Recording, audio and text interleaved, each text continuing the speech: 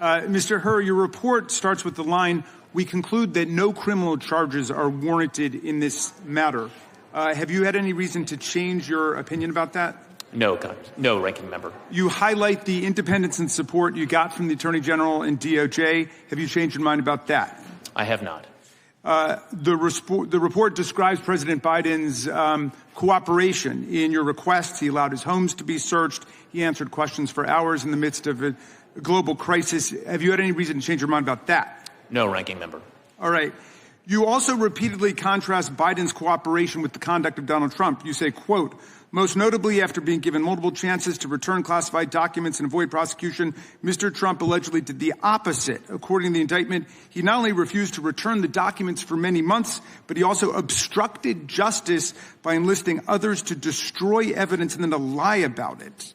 Have you any reason to change your judgment about the differences between President Biden's cooperation and the former president's non-cooperation?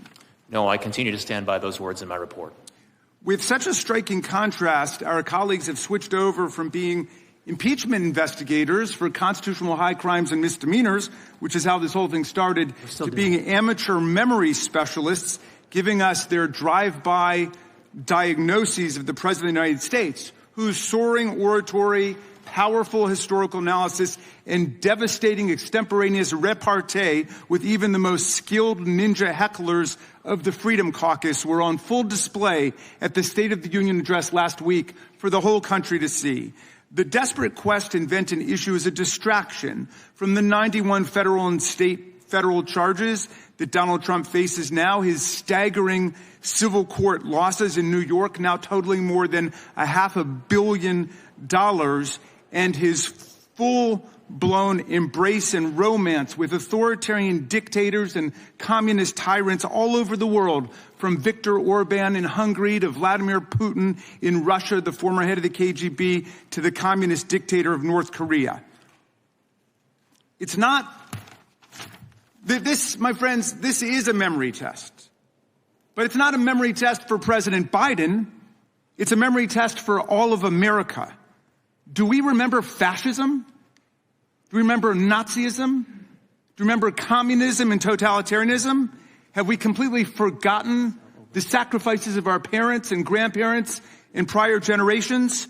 While we play pin the tail on the donkey in this wild goose chase, all of these silly games, Donald Trump entertains authoritarian hustler Viktor Orban at Mar-a-Lago for the weekend, and Orban comes out to declare that if we indeed sleepwalk into another Trump presidency, Trump will, quote, not give a single penny to Ukraine. That's what all of this is about. It's about trying to pull the wool over the eyes of America, because the tyrants and dictators of the world are on the march today. So who wins with this ludicrous, embarrassing spectacle? Orban wins. Putin wins. Xi wins. The tyrants of the world win. They have one more reason to celebrate Donald Trump and his cult followers, who've completely lost their way. They're looking for high crimes and misdemeanors. Now they appoint themselves amateur memory specialists, and that's what they pounce on the President of the United States about. America faces a choice between democracy and tyranny. And the president laid it out at Valley Forge, and he laid it out in the State of the Union. Will America stand on the side of people struggling against fascist aggression?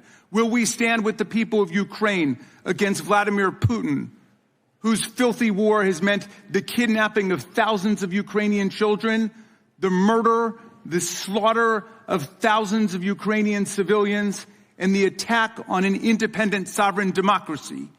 But we're not working on that today.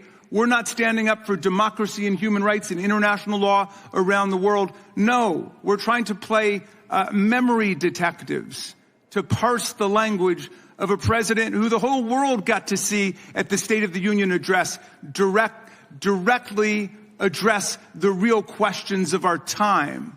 And it is democracy versus dictatorship. And all of the autocrats and the theocrats, all of the kleptocrats of the world are together in league against American democracy, and we have to stand up for American democracy against these stupid games.